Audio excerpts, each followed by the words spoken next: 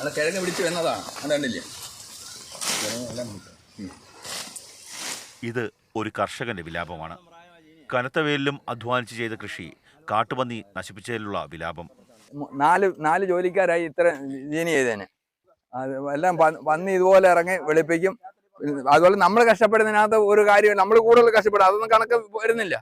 അതുപോലെ രാത്രി പന്നി, ബ്ലാവ്, കുറുക്കം എന്നുള്ള കോഴികളെ പിടിക്കും. പന്നിയാണെങ്കിൽ ഒരിടത്തൂടെ.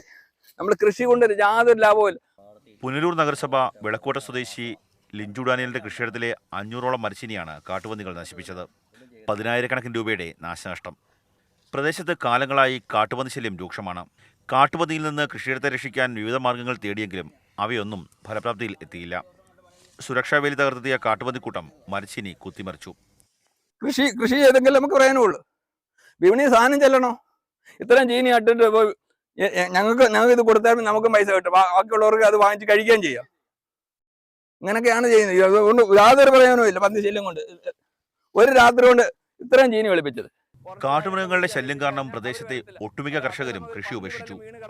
പ്രതിസന്ധി രൂക്ഷമായിട്ടും കൃഷിയിൽ ഉറച്ചുനിന്ന കർഷകനാണ് ഈ ദുരനുഭവം ഉണ്ടായത്. പ്രശ്നം പരിഹരിക്കാൻ ഇടപെടണമെന്ന് നിരന്തരം ആവശ്യപ്പെട്ടിട്ടും അധികൃതർ നടപടി സ്വീകരിക്കുന്നില്ല എന്ന പരാതിയും കർഷകർ ഉന്നയിക്കുന്നു. മാതൃഭൂമി ന്യൂസ്, കൊല്ലം.